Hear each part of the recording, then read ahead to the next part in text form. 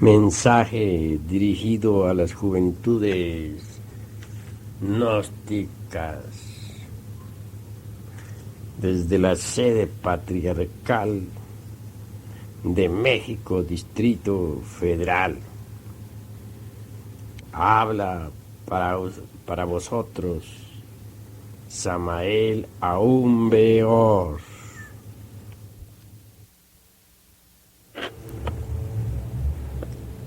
Amigos,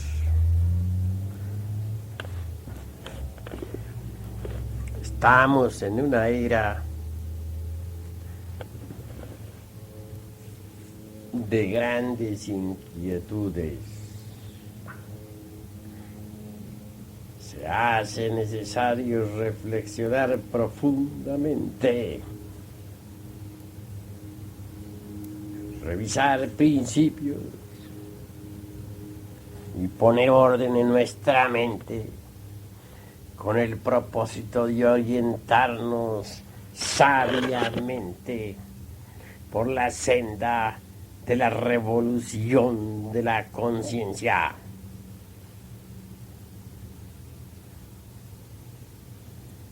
La evolución y la involución son dos leyes que trabajan en forma coordinada y armoniosa en todo lo creado. Ambas en sí mismas constituyen el eje mecánico de la naturaleza. Existe evolución en el grano que germina, en la planta que crece, que se cubre de flores y de frutos. Existe involución en el árbol que pierde sus hojas, se marchita, decrece y por último se convierte en un montón de leños. Hay evolución en la criatura que se gesta dentro de la matriz, en el niño que crece y se desarrolla, en el joven, en el hombre maduro tostado por el sol. Existe involución en el anciano que caduca y al fin muere. Hay evolución en el mundo que surge del caos, con vida pujante y activa. Existe involución en el planeta que caduca y al fin se convierte en una nueva luna. Nosotros no negamos la ley de la evolución, mas comprendemos que ni ella, ni su hermana gemela, la involución, podrían llevarnos a la autorrealización íntima del ser.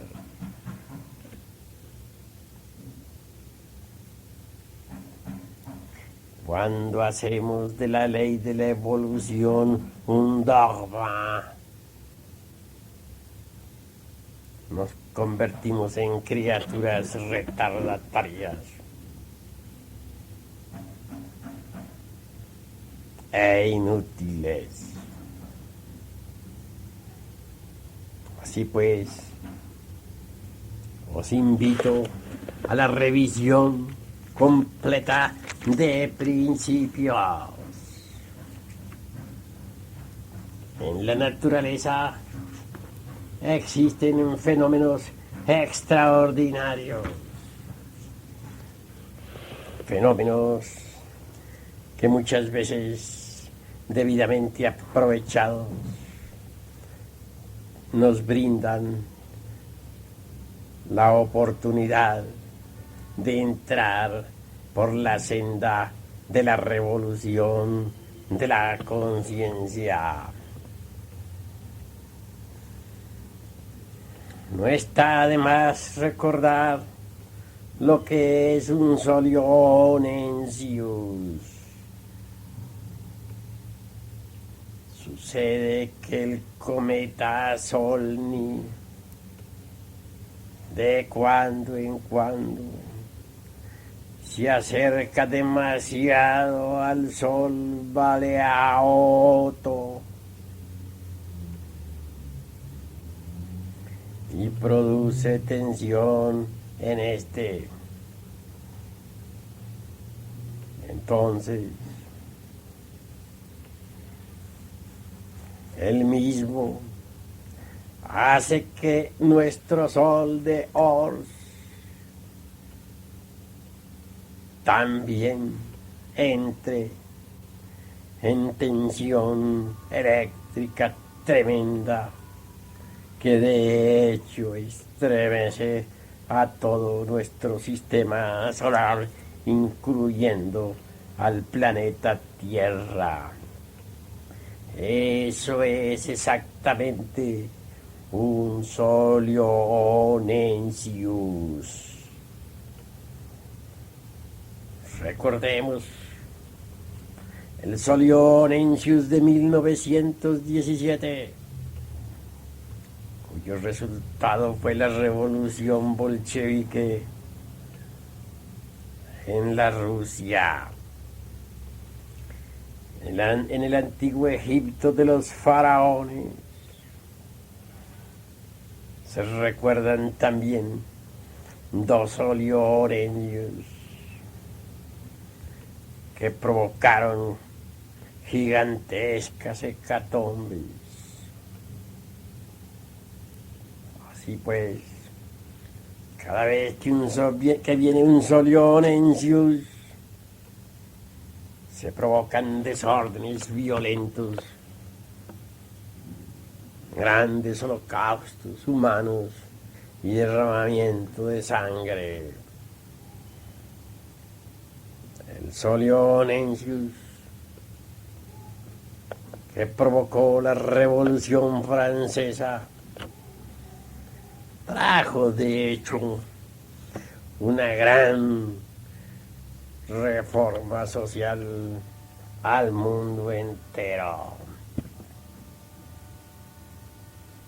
El solio onensius del 1917, si bien es cierto que provocó la revolución bolchevique, también no es menos cierto que en la misma Rusia soviética surgieron grandes iniciados que fundaron escuelas de regeneración. Así pues, todo solio onensius puede ser utilizado para la revolución de la conciencia. El efecto del solio onensius del 17 todavía se siente. Y si bien es verdad que por estos tiempos hay caos, hambre, anarquía, desorden en el mundo, también no es menos cierto que ha surgido nuestro movimiento gnóstico revolucionario. Es bueno que se sepa de una vez y para siempre que nosotros, los gnósticos, oyamos la senda de la revolución de la conciencia. Sobre ella nos habló el Cristo en su Evangelio, cuando dijo: estrecha es la puerta y angosto el camino que conduce a la luz, y muy pocos son los que lo hallan. Esto que estamos diciendo, mis estimables jóvenes gnósticos, no sería entendido jamás por aquellos que siguen la senda del buen dueño de casa. El gran Kabir Jesús, refiriéndose a estos últimos, dijo: hipócritas fariseos, sepulcros blanqueados, perversa generación de víboras, que lo del fuera del plato y del vaso no limpiáis, mas lo de adentro está lleno de suciedad. También les comparó a sepulcros blanqueados, hermosos por fuera, pero dentro llenos de toda clase de podredumbre y huesos de muertos. ¿Qué se entiende por el buen dueño de casa?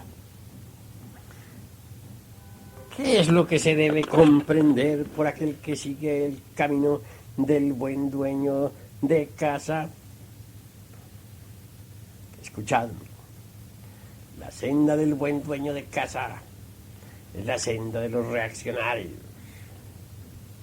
de aquellos que aborrecen la revolución de la conciencia, de la gente retardataria y regresiva. Nosotros los gnósticos somos diferentes. Hollamos un camino de rebeldía psicológica, porque sabemos que este en sí mismo es el único que puede conducirnos a la liberación final. Todavía está en el ambiente el efecto o los efectos del Solium Ensius del 17. Y nosotros debemos aprovechar tales efectos, tales vibraciones, no para meternos como los demás por la senda regresiva o reaccionaria o simplemente anárquica y sangrienta, sino más bien por el camino de la revolución de la conciencia.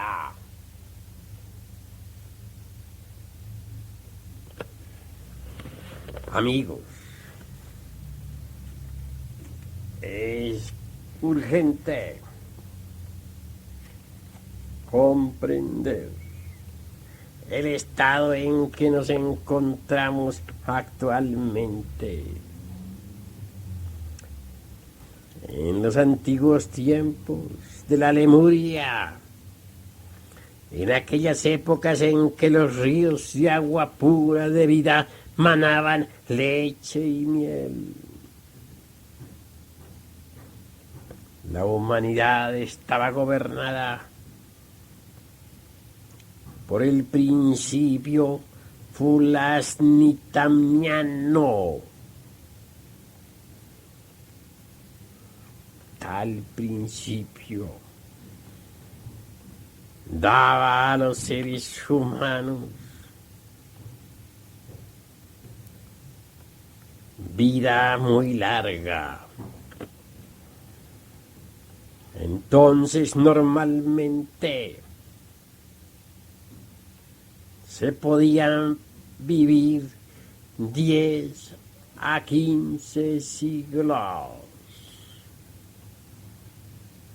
Había tiempo más que suficiente para formar en nosotros mismos los cuerpos existenciales superiores del ser.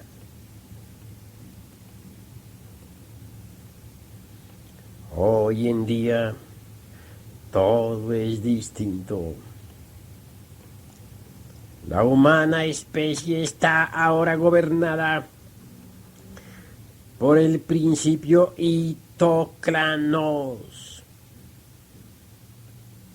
que es ciertamente un principio animal.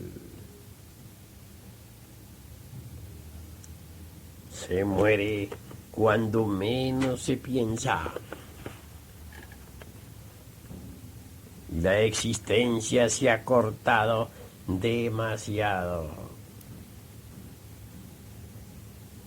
En el Egipto de los faraones todavía se alcanzaba a vivir hasta 140 años de vida. En la Edad Media, el promedio de existencia era entre los 90 y los 110 años. Mas ahora, en estos momentos, ya casi no se vive. Así pues, viviendo de acuerdo con el principio de la vida animal Itocranos, nuestras existencias suelen ser efímeras. Si en la época de la Lemuria, cuando se vivía de acuerdo con el gran principio fulasnitamniano, había tiempo más que suficiente para crear los cuerpos existenciales superiores del ser y eliminar de nuestra naturaleza todo elemento inhumano. Ahora todo es diferente. Necesitamos inevitablemente trabajar en forma intensiva sobre sí mismos,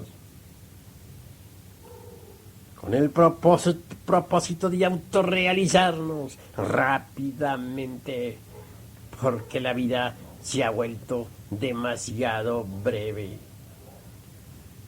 en estos momentos. Apenas ya si se llega a los 60 o 70 años. Se ha cortado la existencia en tal forma que ya casi no se vive.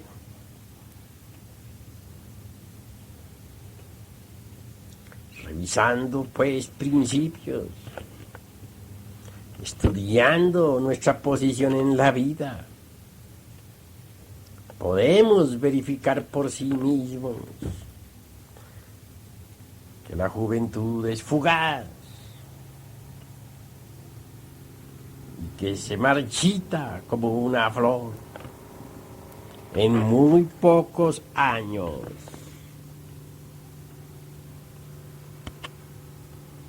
Es pues necesario que los jóvenes gnósticos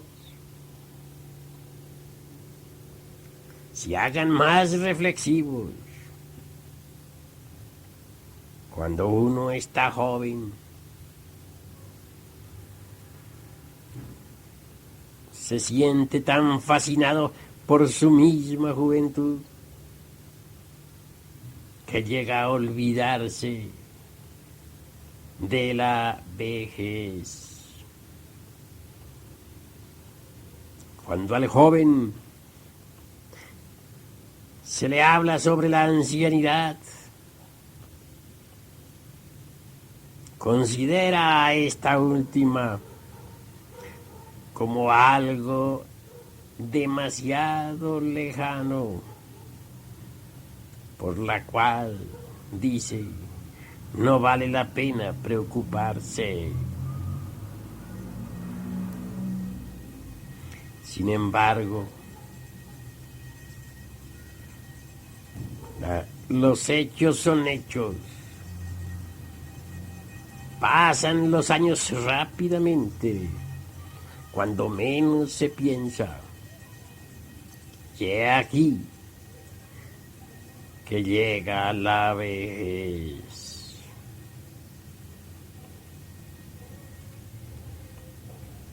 Algunos jóvenes se han entusiasmado por la autorrealización íntima del ser. Hay quienes han aceptado con gusto los principios de la revolución de la conciencia. Más fascinados por la juventud, solo se han venido a acordar de hacer el trabajo sobre sí mismos en el atardecer de sus vidas, ya muy tarde.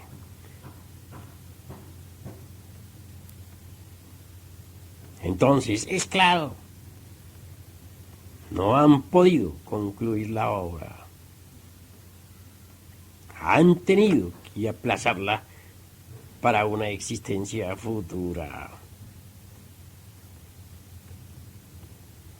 Si los jóvenes se propusieran de verdad aprovechar el tiempo, podrían realizar todo el gran trabajo en una misma existencia, aquí y ahora.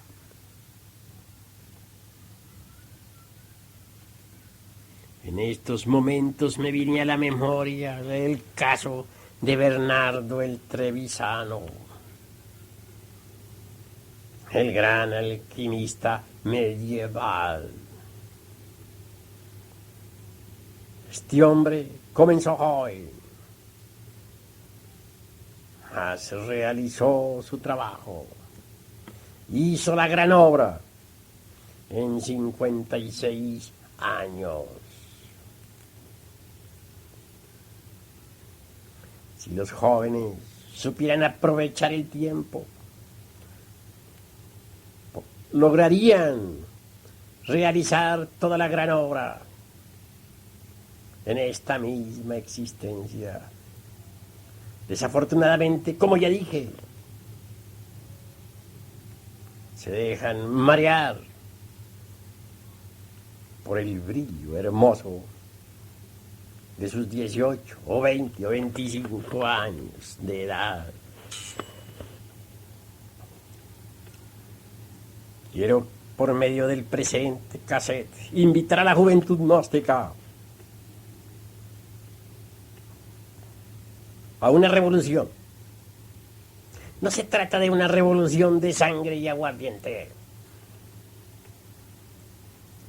No. Quiero referirme en forma enfática a algo más grande, a la revolución de la conciencia.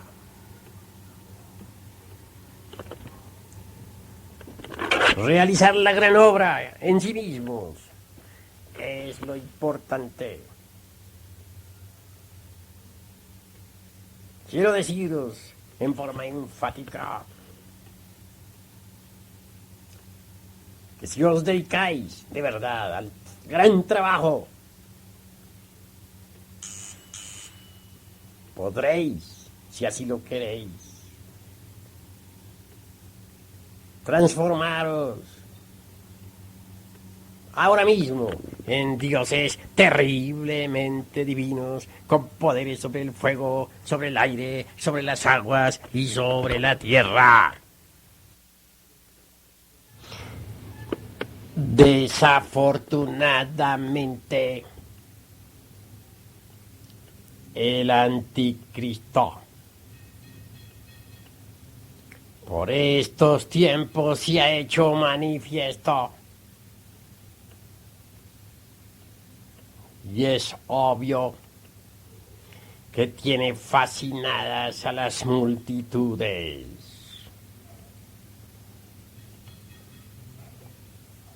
El anticristo existe dentro del fondo de cada criatura humanoide. Mucho se ha hablado sobre el yo psicológico, mas hoy es necesario recordaros al anticristo. Este en sí mismo está en la raíz misma del ego, del mí mismo, del sí mismo. Es, por decirlo así, la reflexión o el desvío o la sombra antitética del Cristo íntimo dentro de cada ser humano. Se nos ha dicho que el anticristo, la gran bestia del Apocalipsis, tiene 7 cabezas y 10 cuernos. Esto nos recuerda a los 7 pecados capitales: ira, codicia, lujuria, envidia, orgullo, pereza, gula. En cuanto a los 10 cuernos, no está de más recordar a la rueda del arcano 10 del tarot, la rueda fatal del samsara. Por eso se dice que la gran bestia sube del abismo y va a perdición.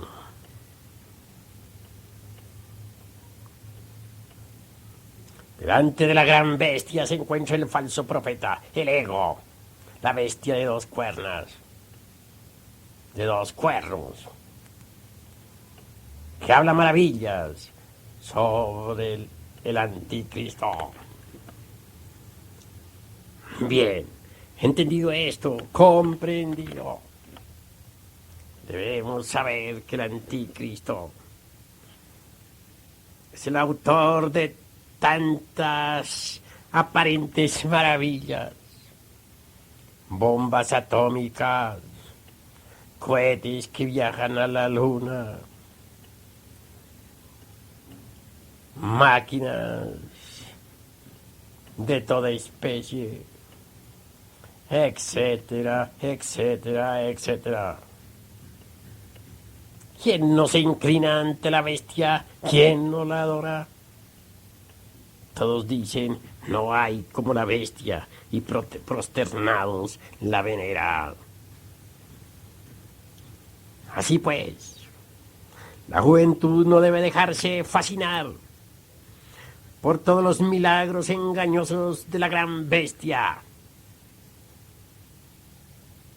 Sabed, pues, que la falsa ciencia moderna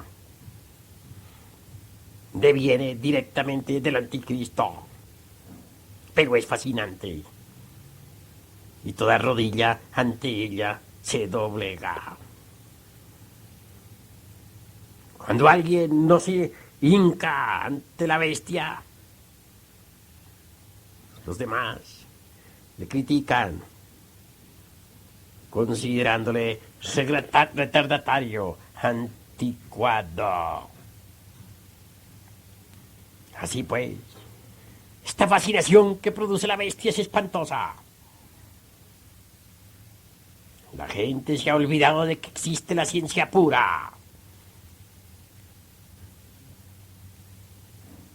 La gente ha preferido al podridero de teorías modernas, a los milagros y prodigios engañosos del anticristo. Este es el peligro más grave para la juventud moderna, para la juventud gnóstica revolucionaria.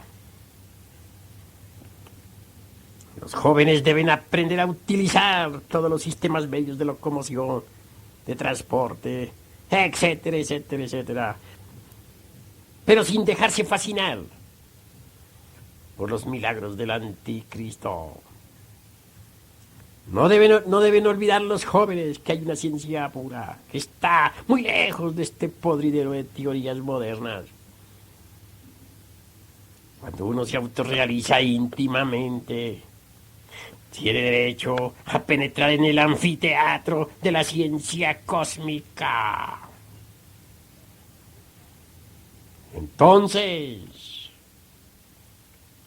recibe el elixir de larga vida y se inmortaliza con su cuerpo físico, pudiendo vivir más allá de lo normal, miles y millones de años. ¿Ha hecho alguna vez acaso el anticristo un suero que pueda permitirnos vivir millones de años? Sin embargo, el anticristo fascina y por ello la juventud debe marchar con mucho cuidado. Quien logre la autorrealización íntima del ser podrá transmutar el plomo en oro y conocer la medicina universal con la cual podrá realizar curaciones sorprendentes, extraordinarias, maravillosas. Nada sabe sobre eso el anticristo. Quien logre la autorrealización íntima del ser tendrá la dicha de poder ingresar en grupos que navegan de galaxia en galaxia. El anticristo apenas si puede llegar a la luna en cohetes muy mal hechos. Por eso, jóvenes gnósticos, os invito a la autorrealización íntima del ser. Os invito a penetrar por la senda de la revolución de la conciencia. Os invito a entrar por el camino de la rebeldía psicológica. Es necesario no dejarnos fascinar por el anticristo. Es urgente trabajar sobre nosotros mismos aquí y ahora. Ha llegado el momento, pues, de revisar principios y de levantarnos en rebeldía psicológica contra todas esas fascinaciones que produce la gran bestia. Recordad, jóvenes gnósticos, que los tiempos del fin han llegado y que en estos momentos el inicuo, el anticristo, se hace manifiesto a través de todos los cerebros de los científicos y por medio del intelecto de todas las gentes. Paz inverencial.